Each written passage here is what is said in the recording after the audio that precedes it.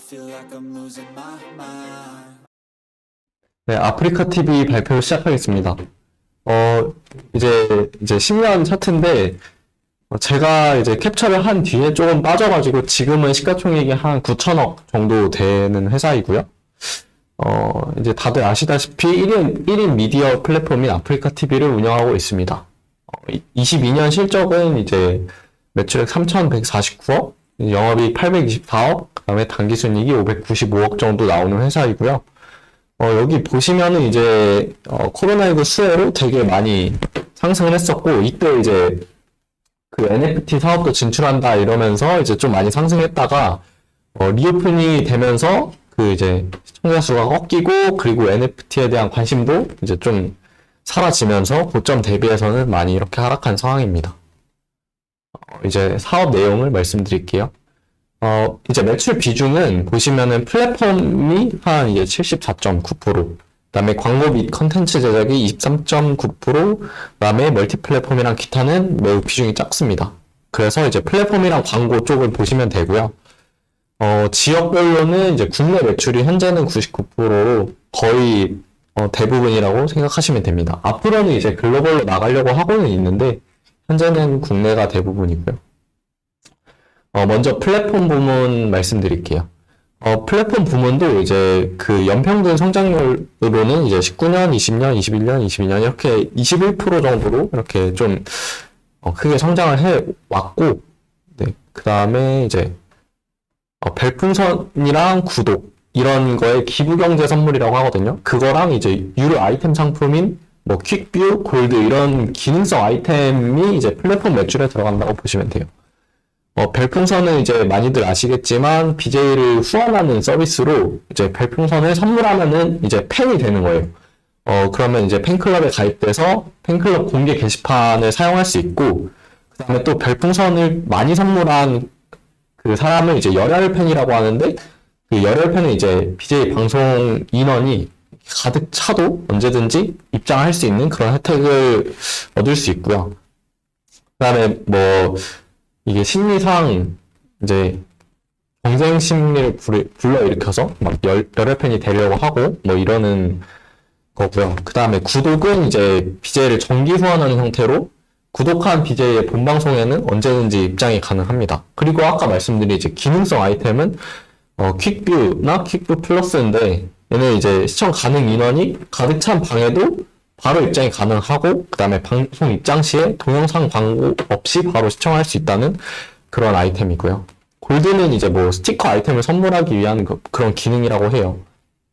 그 다음에 광고는 이제 비중은 아까 말씀드렸다시피 작지만, 근데 되게 빠르게 성장하고 있는 그런 부문이라고 할 수 있습니다.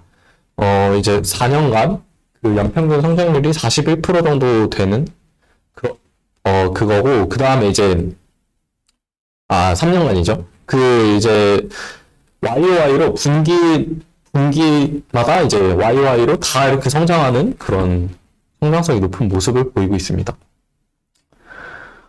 이제 아프리카 TV는 그 플랫폼이랑 인프라를 활용해서 그 광고주의 마케팅 컨셉에 맞는 광고를 제공한다는 그런 장점이 있고요.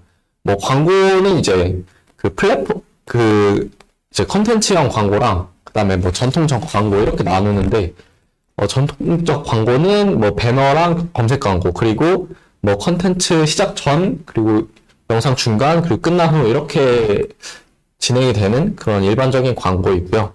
그 다음에 컨텐츠형 광고는 뭐 광고 상품에 직접 참여함으로써 BJ에게 선물할 수 있는 그런 애드벌룬이랑, 그 다음에 뭐 특정 상품을 위한 컨텐츠를 직접 그냥 제작해서 송출하는 그런 광고라고 보시면 됩니다. 컨텐츠형 광고가 이제 좀 이제 장점이 될 텐데, 그 광고주 입장에서는 광고 제작에 대한 부담을 좀 덜 수 있고, 시청자 입장에서도 아무래도 좀 더 재밌게 심리적 거부감을 줄이는 그런 장점이 있다고 할 수 있습니다. 다음은 이제 1인 미디어 플랫폼 시장이랑 경쟁 상황을 설명드릴게요. 이제 1인 미디어 플랫폼 시장은 산업 초기에는 많은 업체들이 진입해서 경쟁을 했지만, 시장 선점이랑 규모의 우위, 그리고 차별화된 서비스를 내세운 업체들로 좀 재편되고 있어요. 주 연령층은 이제 20대에서 40대가 주축이고, 전 연령층에 걸쳐서 좀 분포를 하고 있는 편이고요. 아무래도 온라인을 기반으로 하기 때문에 자원을 효율적으로 활용할 수 있다는 그런 산업의 특징이 있습니다. 그리고 뭐 참여자를 대상으로 광고 수익도 기대할 수 있는 산업이고요. 특정 계절에 수요가 집중되지 않는 그런 경향이 있고, 다만 광고 상품은 이제 경기 변동에 광고 산업 자체가 영향을 받다 보니까 그 영향을 일부 받을 수 있습니다. 그리고 이제 이제 경기 변동이나 이런 거에는 좀 영향이 없더라도 뭐 유행이나 트렌드 이런 거에는 영향을 좀 받을 수 있습니다. 그리고 이제 이거는 21년 기준으로 우리나라 전체 가구에서 이제 인터넷 접속 가능한 인구의 그 가구의 비율이 99.9%로 이제 가구 기준으로는 인터넷 접속이 다 가능한 상태라고 볼 수 있고, 그 다음에 이제 만 3세 이상 인터넷 이용자 기준에서 이제 동영상을 이용하는 그 비율은 이제 93.9%로 누구나 동영상 서비스를 이용한다고 생각하시면 됩니다. 물론 이제 이거는 이제 전체적인 부분이고 1인 미디어 플랫폼의 그 통계라고 보시면 안 될 것 같아요. 그 다음에 이제 경쟁 상황인데요. 이제 얘네가 아무래도 라이브 스트리밍의 그런 게 핵심이다 보니까 그걸로 비교했을 때는 트위치랑 유튜브가 있습니다. 글로벌 1인 미디어 플랫폼 시장 점유율을 제가 찾아봤더니 이제 어떤 기사에서 그 트위치는 72%, 그리고 유튜브 15%, 페이스북 5%, 아프리카 TV 3% 이렇게 나와 있고요. 트위치가 되게 높은 상황이고 이제 나머지는 좀 작은데, 사실 아프리카 TV는 그 지금 국내에서만 거의 대부분 서비스를 하고 있기 때문에 이거를 이제 시장 점유율로 생각을 하면 안 될 것 같고, 그래서 국내 시장으로 한정해서 봐야 합니다. 국내 시장에서는 제가 이제 경쟁사를 트위치라고 이렇게 할 수 있다고 생각을 했는데, 그 이유는 이제 유튜브는 라이브 스트리밍도 하긴 하지만 녹화 영상 올리는데 주로 더 특화돼 있고, 그 다음에 뭐 BJ나 뭐 스트리머들도 트위치나 아프리카 TV로 생방송을 한 뒤에 유튜브에 편집본을 올리는 식으로 이제 좀 공생 관계에 있기 때문에 그냥 절대적인 막 시간으로 따지면은 아예 비교가 안 되는 수치거든요, 유튜브랑. 근데 이제 경쟁사라고 보기는 좀 어렵고, 그래서 이제 트위치랑 비교를 해봤습니다. 이제 찾아봤는데 정확한 시장 점유율 같은 거는 자료가 잘 나오지 않았고, 제가 하나 이제 찾은 게 21년 10월 기준에 MAU를 기준으로 아프리카 TV가 250만이고 트위치가 261만으로 이때 1위를 내줬고, 그 이후로는 트위치가 1위를 좀 유지해온 것으로 추정이 됩니다. 그리고 이제 22년 9월 기준으로도 데이터가 하나 있었는데, 아프리카 TV의 DAU, 이건 이제 월별이고 이거는 일별인데, 아프리카 TV의 DAU가 40만 명대일 때 트위치가 100만 명을 넘기면서 3배 수준이었다고 해요. 뭐 더 많이 차이 날 때는 6배까지 차이가 났다고 합니다. 근데 이제 최근에 트위치의 사업 축소로 이제 상황이 반전된 거를 좀 볼 수 있죠. 이 정도로 크게 차이 났었는데 이제 거의 비슷한 수준이거나 뭐 역전한 때도 있었던 것 같습니다. 다음으로 경영진 및 주주인데요. 세인트 인터내셔널이 25.33% 보유 중이고 특수 관계인을 포함하면 25.79% 보유 중입니다. 이제 세인트 인터내셔널은 서수길 회장이 뭐 대부분 보유하고 있는 회사이고요. 그 다음에 5% 이상 주주는 세인트 인터내셔널 외에 국민연금공단도 있습니다. 뭐 주요 임원으로 이제 정찬용 대표이사님이 있는데 제가 뭐 특별한 사항은 발견하지 못해서 일단 넣지는 않았습니다. 다음은 투자 포인트입니다.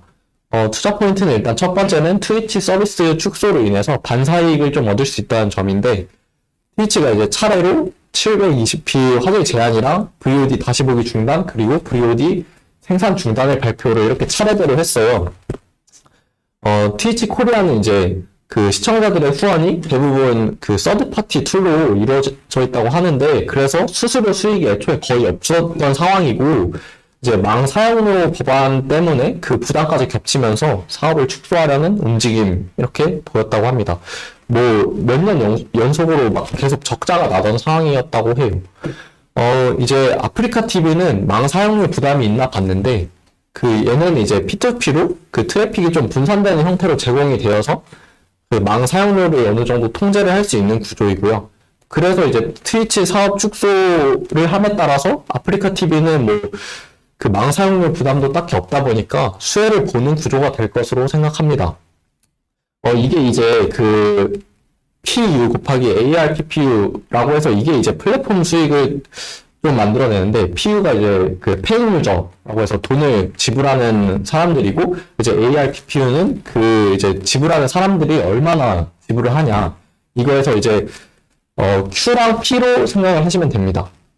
근데 이제 그 중에서 그 ARPPU는 이제 그래도 계속 이렇게 증가를 해온 상태였고, Q의 감소가 좀 있었던 상황이었어요. 근데 이제 트위치의 그 사업 축소로 수혜를 받는다면 이 Q의 증가가 나타날 수 있지 않을까 이렇게 생각했습니다. 두 번째는 이제 광고 부문의 성장성인데요. 아까 말씀해 드렸다시피 이제 41%, 연평균 41% 정도 성장하는 그런 상황이고, 점차 이제 매출에서 비중도 좀 높아지고 있습니다. 그 광고의 성장이 그 아프리카 TV의 그 트래픽 비중이랑 별풍선 비중을 비교해보면은 좀 중요한 포인트가 될 수 있다고 합니다.